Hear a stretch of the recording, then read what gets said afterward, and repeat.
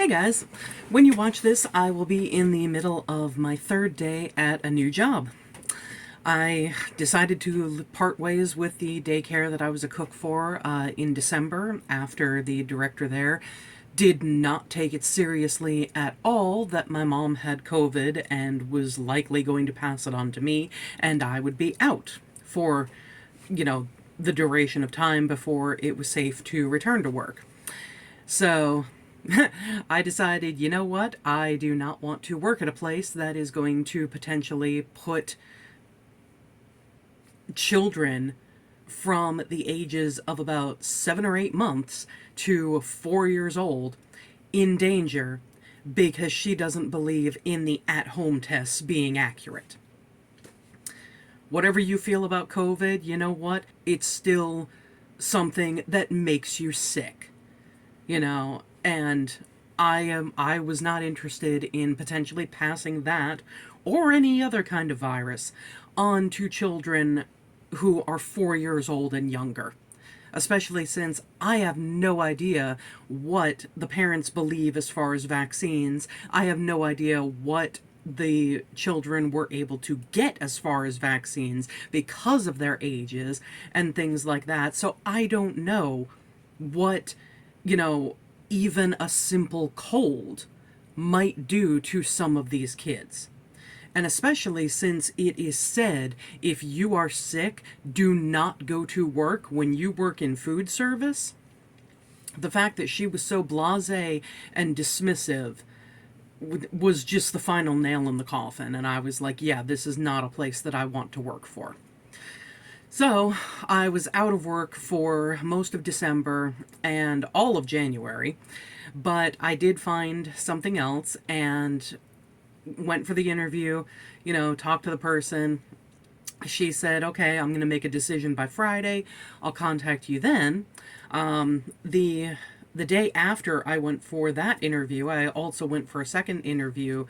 Well, not a second interview. I went for another interview at another place, and they said the same thing. We're going to make our final decision by Friday. We'll contact you.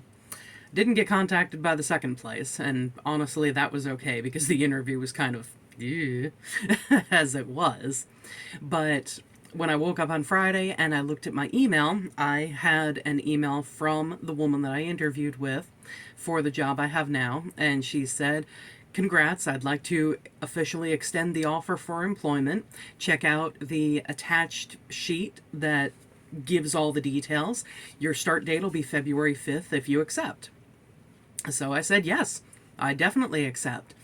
And so far, I very much got this impression when I interviewed, but I also got this impression today that it seems like a good place.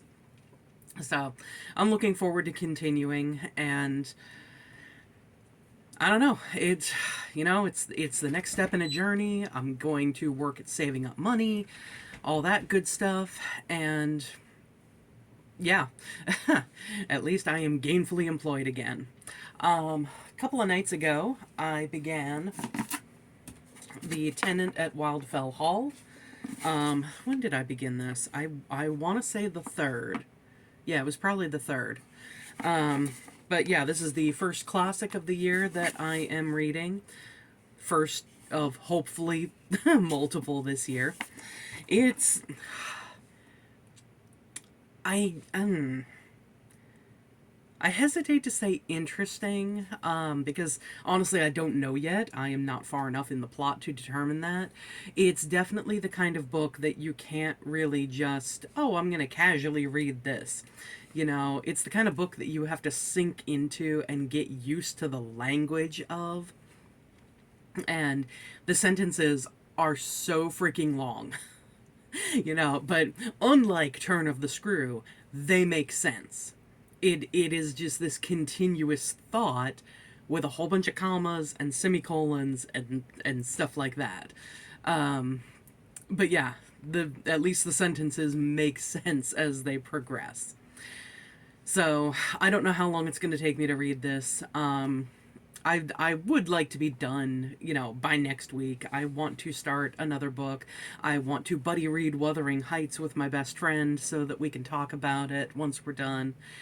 And yeah, so that's what's been going on with me lately. And I will see you next time, guys. Thanks for watching. Bye.